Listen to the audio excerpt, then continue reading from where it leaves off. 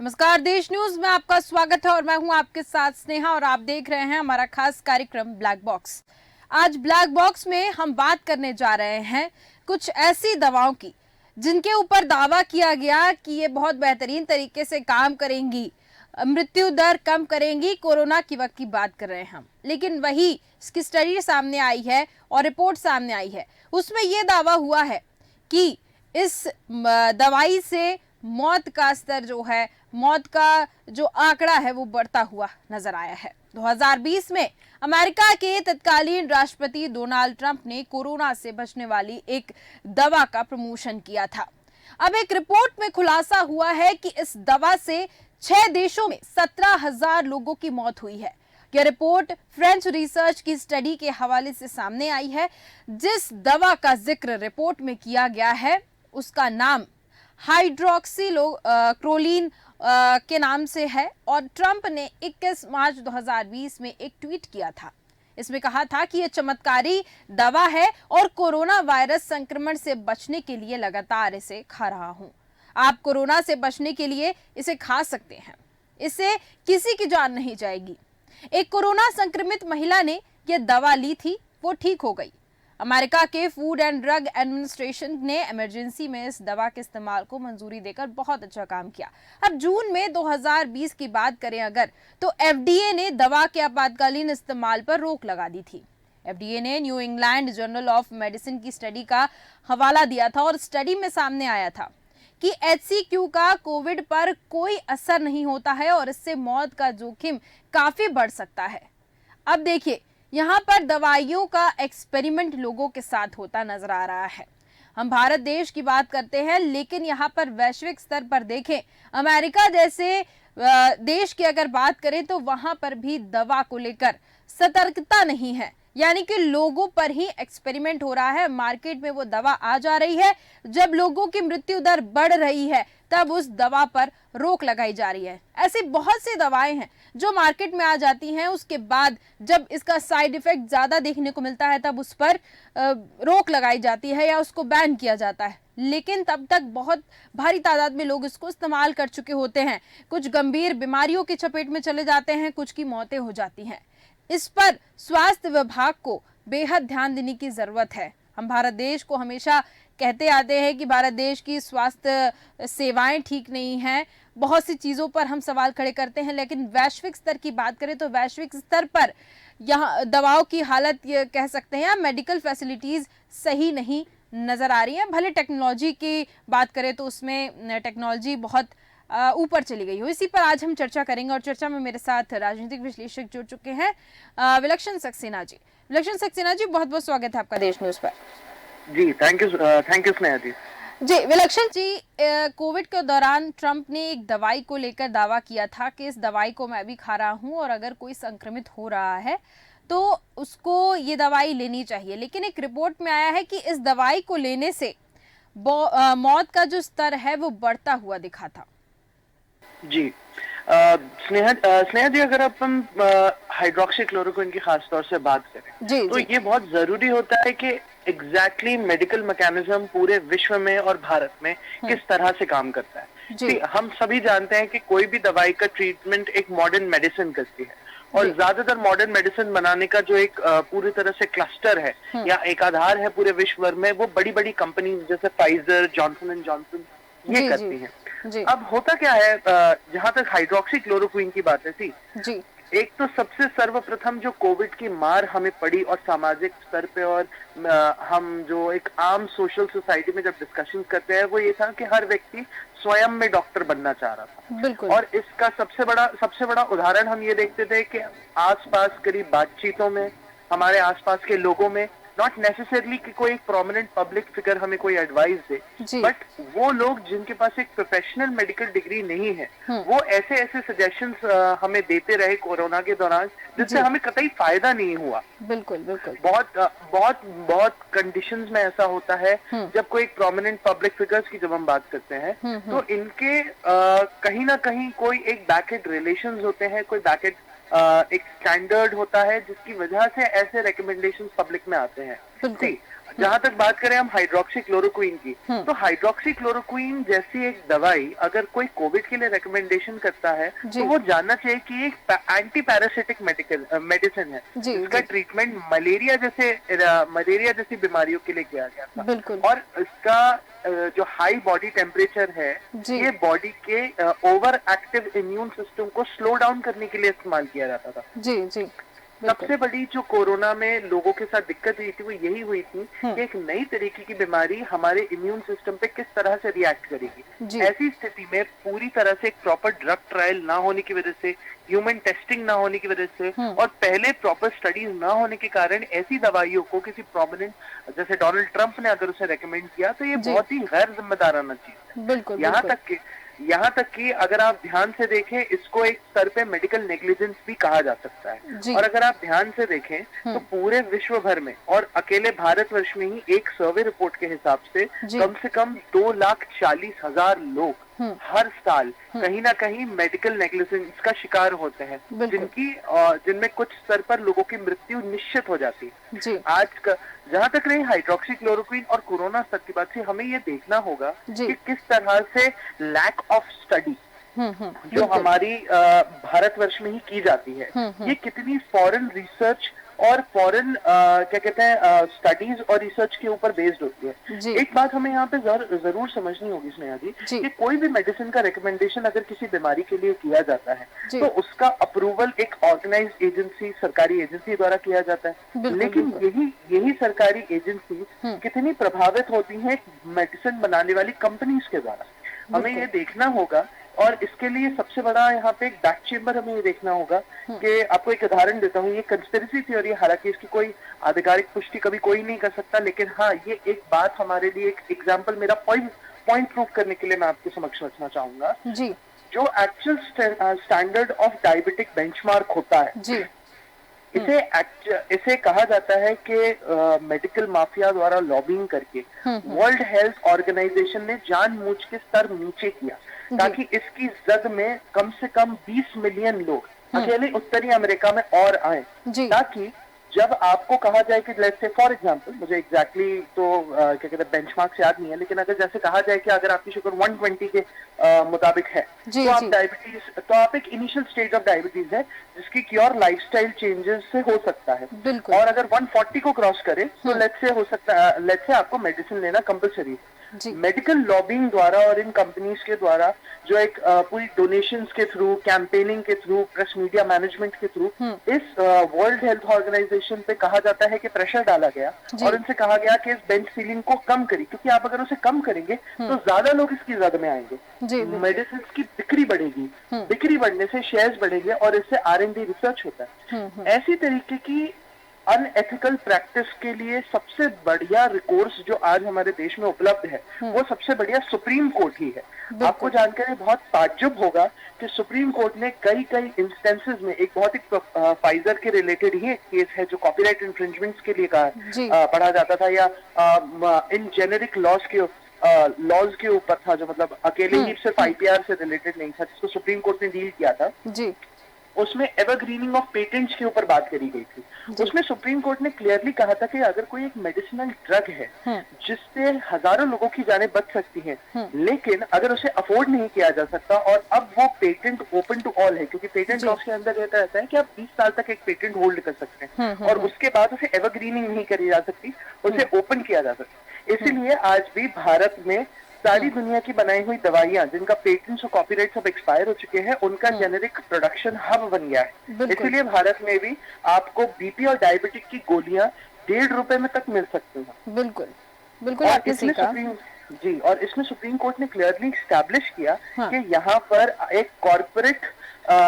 जो बेनिफिट होता है, एक कॉर्पोरेट इंटरेस्ट होता है, उससे ज्यादा बड़ा कॉमन और जनरल पब्लिक हेल्थ इंटरेस्ट होता है। और इसके लिए ये बहुत जरूरी है कि हम ऐसे सिचुएशंस में सुप्रीम कोर्ट के समक्ष ऐसे मुद्दों को लाएं जिसमें हमें लगता है कि हाँ ऐसी कंडीशंस के द्वारा, ऐसी कंडीशन इन दवाइयों के इस यूजेज के अगेंस्ट में हम कर सकते हैं। अच्छा, ये बात रही मेडिसिन की। इसी के दूसरे पक्ष और पहलू को देखा जाए, आप ध्यान से अगर देखें तो मेडिकल प्रैक्टिसेस भी जो है आजकल एक अनएथिकल स्टैंडर्ड को बिल्टअप करती हुई जा रही है। बिल्कुल। इंडिया में एक बहुत ही बड़ी डायलेमा चल रही है जिसको आज एड्रेस करना बहुत जरूरी है। सर्वप्रथम डायलेमा ये है कि ट्रीटमेंट रिलेटेड रिस्पॉन्सिबिलिटीज अगर एक मेडिकल प्रैक्टिशनर लेता है to the best of his knowledge, और उसके बाद अगर एक मिसहैप होता है तो उसकी पूर्ण जिम्मेदारी कानून के तहत उनके ऊपर आती है। बिल्कुल। और इसी की वजह से अगर आप ध्यान से देखें तो हर मेडिकल प्रॉपर स्टेजेस में जो एक स्टैंडर्ड प्रोसीजर आपको दूसरी कंट्रीज में मिलेगा, इंडिया में हर उस मेडिकल प्रैक्टिस प्रोसीजर के लिए आपको चार्ज किया जाता है। आपको एग्जांपल दूं,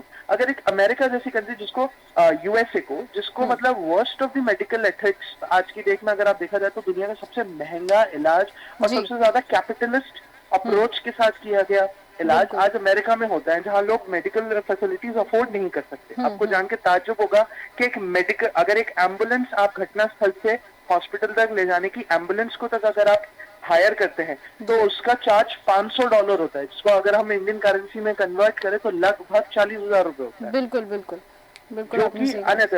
वहां जैसी कंट्रीज में भी एक मेडिकल प्रोसीजर में अगर एक इंसान को हार्ट रिलेटेड इश्यू आता है, यानी मतलब लेट्स से हार्ट अटैक आता है, तो एंजियोग्राफी और एंजियोप्लास्टी ये दोनों प्रोसीजर एक मेडिकल प्रैक्टिशनर अपने खुद की समझ और अपनी प्रैक्टिस एक्सपीरियंस और एक्सटेंडेड मेडिकल प्रैक्टिस के थ्रू वो पूरा प्रोसीजर कर लेता है। वहीं बनस्पत इंडिया में अगर आप भोपाल जैसे शहर में भी जाएं, एंजियोप्लास्टी, डायग्नोसिस और एंजियोग्राफी जैसे ट्रीटमेंट्स के लिए अलग अलग प्रोसीजर चार्ज किया जाता है। और एक बड़े ही प्राइवेट हॉस्पिटल में जहां अब तक और भारतीयों की सबसे बड़ी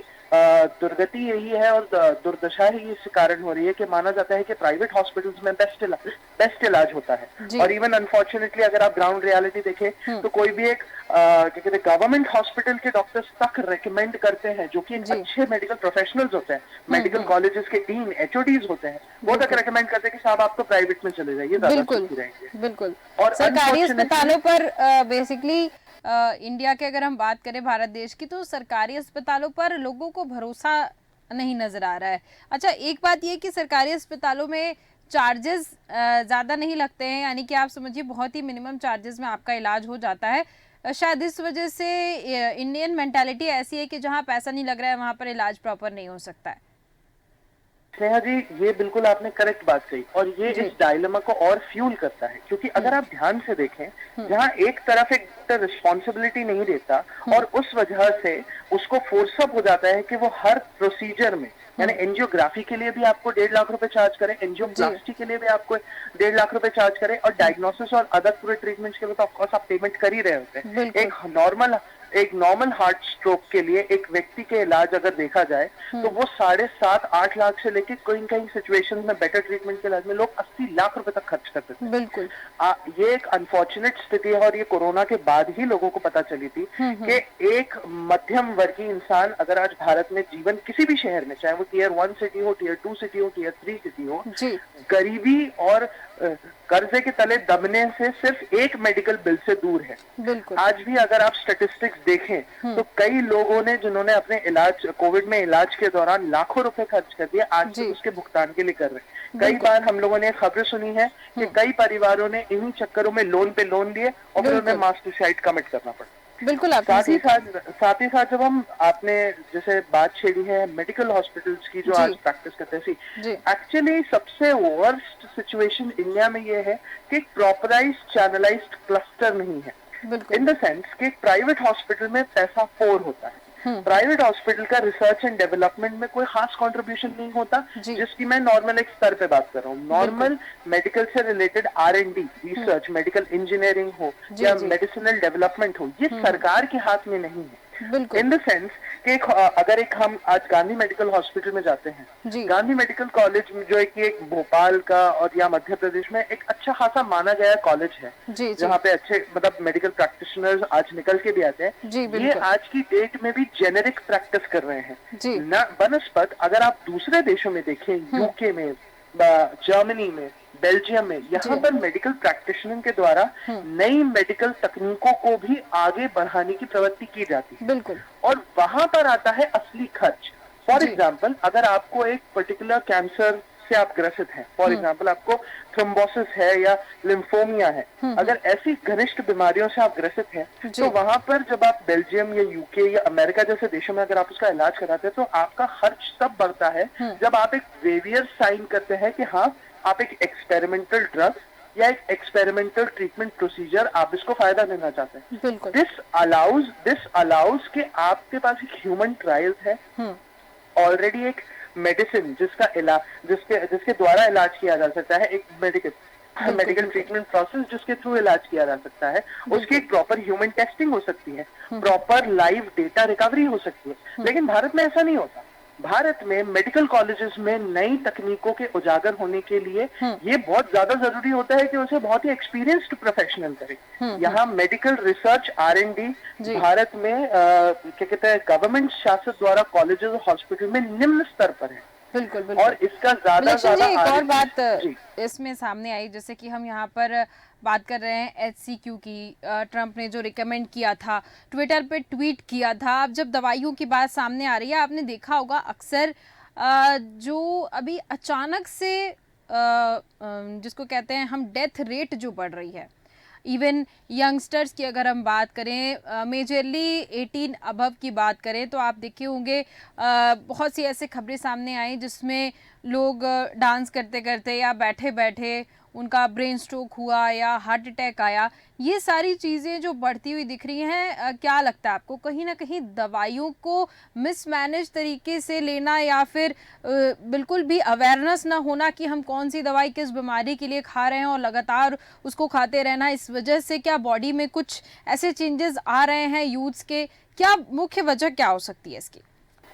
देखिए स्नेहा जी, आपने बिल्कुल राइटली पॉइंट आउट किया, क्योंकि मैं आपको बताना चाहूंगा कि अंतर्राष्ट्रीय स्तर पे मल्टी ड्रग कॉकटेल कंजम्पशन, यानी एक समय पे कई चीजों के लिए कई तरीके के ड्रग्स लेना और उससे ओवरडोज होना और बॉडी पे इन इफेक्ट्स होना, ये आज के समय में एज अ एपिडेमिक रिकॉग्नाइज किया गया है। आपको ये जान के ताज्जुब होगा कि हमारी बेसिक लाइफस्टाइल या बेसिक एक बीमारी के लिए हम कम से कम 2 से 3 मल्टी ड्रग्स ले रहे हैं, यानी पिल्स या मेडिसिन ले रहे हैं। अब हाइड्रोक्सीक्लोरोक्विन की जैसी हम बात करें, ये डायरेक्ट लिवर पे इम्पैक्ट करने वाली एक मतलब मेडिसिन है। अगर आपको ध्यान हो, जब बचपन में हमें कहीं मलेरिया, जो कि एक जमाने में मतलब भोपाल में या देश भर में काफी एक बड़ी बीमारी थी और आज भी है, मलेरिया के लिए क्विनीन, हाइड्रोक्सीक्लोरोक्विन की बेसिक दवाएं हमें दी जाती थी। और जब भी इन दवाइयों का सेवन करने के लिए कहा जाता था, उससे पहले कहा जाता था कि ये बहुत गर्म दवाइयां होती हैं, इससे लिवर पे बहुत जबरदस्त इफेक्ट पड़ेगा, बहुत अच्छा खाना खाने के बाद ही इस दवाई का सेवन, जैसे दूध के साथ में।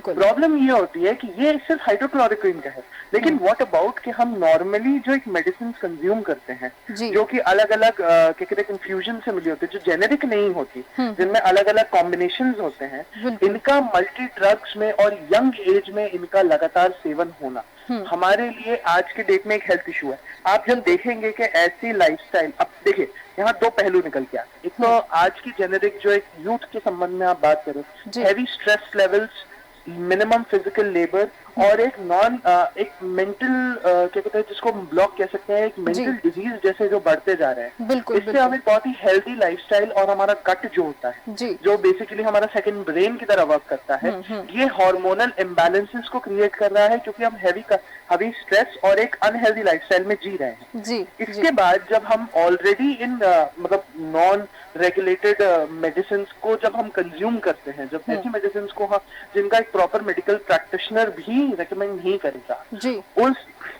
उसको जब हम कंज्यूम करते हैं तो ऑफकोर्स हमारी बॉडी में ऐसे इल इफेक्ट्स होते ही होते हैं। बिल्कुल। यंग लोगों में गलत। अच्छा, और आज की डेट में सबसे बड़ी एक चीज ये है कि लाइफस्टाइल के जो सबसे इविल ट्रेट्स हैं, जिन्हें स्मोकिंग, ड्रिंकिंग, एक्सेसिव और इवन ड्रग्स कंजम्पशन को जैसे ग्लोरीफाई किया जा रहा है। आपको ये जान के ताज्जुब होगा कि लोग इतने एंटी स्मोकिंग रिलेटेड कैंपेन्स को एक तरीके से फेक देते हैं, ये कहते हुए कि अगर आप वीड कंज्यूम करेंगे, जो एक मेडिकल मैरिजुआना कंज्यूम करेंगे, इनमें एंटी कैंसरल प्रॉपर्टीज होती है, नॉट रियलाइजिंग कि तो स्मोकिंग होती है और कहीं ना कहीं उससे आपको कैंसर होगा ही।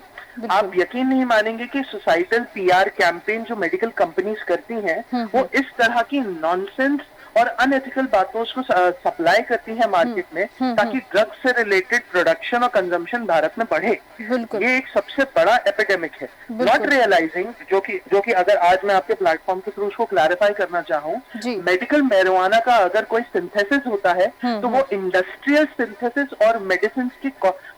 के कॉम्बिनेशन में एक मेडिकल ट्रायल में कहा गया था कि उसका एक क्या कहते हैं एंटी कैंसरस प्रॉपर्टीज है, ना कि एक नॉर्मल व्यक्ति उठा के एक वीड या उससे रिलेटेड चीज के कंजम्पशन में कोई एंटी कैंसर है। लेकिन आज की यूथ को ऐसी सिखाई जा रही हैं चीजें, टेलिंग देम कि हाँ ये आपकी मेंटल हेल्थ से लेके आपकी फिजिकल हेल्थ को वेलबींग करता है और उसको ग्लोरीफाई किया जा रहा है। तो इस तरह की लाइफस्टाइल और मेडिकल कैंपेनिंग जो आज की डेट में चल रही है, ये मुख्य कारण है कि आज की डेट में आपको यूथ में हार्ट अटैक से रिलेटेड इश्यूज ये सबसे ज्यादा बढ़ रहे हैं। और एक बहुत अच्छे एक मेडिकल प्रैक्टिशनर हुआ करते थे जिन्होंने एक बहुत अच्छी बात कही थी, बोले दुनिया की सबसे बड़ी बीमारियों का इलाज बहुत ही स्मॉलेस्ट, बहुत ही सिंपलेस्ट आंसर्स में होता है। जैसे कि फॉर एग्जांपल अगर आप ध्यान से देखें, क्योंकि हम लोगों ने कोविड के समय में भी ये देखा था और आज की लाइफस्टाइल में ये बहुत जरूरी होता। नेहा जी, मैं आपसे पूछना चाहूंगा, when was the last time आज आपने दिन में पानी पिया?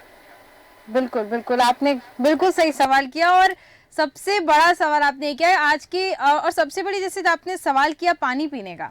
और जो मौसम चल रहा है अभी विंटर्स का, उसमें सबसे ज्यादा जो पानी की वजह से अक्सर बहुत सारी बीमारियां पकड़ ले रही हैं। याद नहीं, कुछ ऐसे लोग हैं जो पूरे दिन भर, यानी कि आप समझिए कि 7 से 8 घंटे बिना पानी पिए रह सकते हैं। तो ये अभी जो मौसम है शायद उस वजह से भी हो सकता है कि उनको पता ही नहीं चलता है कि उनको प्यास लगी है। हाइड्रेटेड बॉडी ना होने की वजह से भी बहुत सारी चीजें हो रही हैं विलक्षण जी। बिल्कुल स्नेहा जी, आपने इस विंटर सीजन में आपने ध्यान से देखा होगा, क्योंकि हमने हार्ट अटैक रिलेटेड इश्यूज की बात करी, आपको रीजन मैं एक बेसिक समझाता हूँ कि क्यों ऐसी सर्दी के मौसम में हार्ट से रिलेटेड इश्यूज बढ़ते हैं। हार्ट से रिलेटेड इश्यूज इसलिए बढ़ते हैं क्योंकि विंटर्स में हमारा वाटर इनटेक कम हो जाता है। वाटर इनटेक होने की वजह से हमारा जो ब्लड जो नेचुरली थिन होता था, पतला होता था, उसको वो अब नहीं हो रहा है और अब वो गाढ़ा हो जाता है, क्योंकि टेम्परेचर और वाटर इनटेक का बहुत डायरेक्ट रिलेशन होता है, जिसकी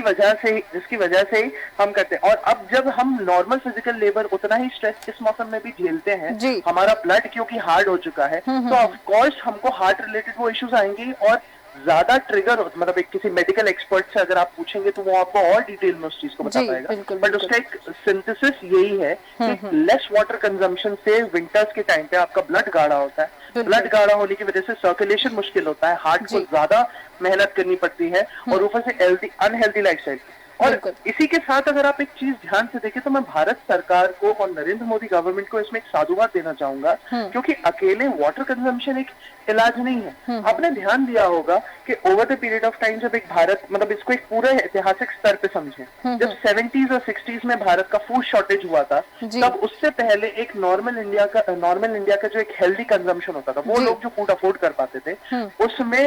heavy millets, light millets, wheat, fibre, pulses, इनका एक सम्मिश्रण रहता था और हर तरीके की सब्जी खाई जाती थी। बट फूड शॉर्टेज को कम करने के लिए जब पंजाब और हरियाणा के रीजन में गेहूं और चावल की उगाई बढ़ा दी गई और वो इजीली मार्केट में अवेलेबल होने लगा, तो पूरे भारतवर्ष की डाइट टोटली चेंज हो गई। और व्हीट, गेहूं, जो कि आमतौर पर एक बहुत ही वन ऑफ द मिलेट्स होता था जो हम खाते थे, हर घर में कुट्टू का आटा, बाजरे की रोटी, ज्वार का आटा, मकई की रोटी, ये सीजनल वेज में बनती थी और इन्हें सीजन वाइज डिवाइड किया जाता था। और इसी वजह से अगर आप ध्यान से देखें तो उतनी ही स्ट्रेस लेवल, उतनी ही